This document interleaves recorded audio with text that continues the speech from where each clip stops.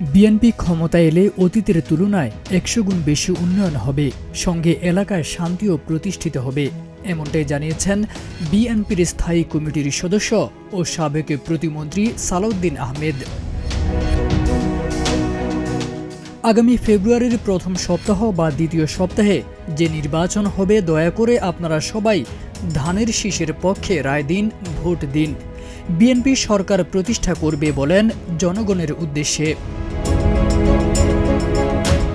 BNP সরকার প্রতিষ্ঠা করলে আপনাদের এলাকার উন্নয়ন নিয়ে কোনো চিন্তা করতে হবে না জানিয়ে তিনি বলেন, অতীতের তুলনায় শতগুণ বেশি উন্নয়ন হবে এবং এলাকায় শান্তি ও সমৃদ্ধি প্রতিষ্ঠিত হবে। 5 ডিসেম্বর কক্সবাজারের পেকুয়ায় চতুর্থ দিনের মতো নির্বাচনী গণসংযোগ করেছেন সালাউদ্দিন আহমেদ। তারই অংশ হিসেবে ছাদ খোলা গাড়িতে করে কোনাখালীতে গিয়েছিলেন তিনি।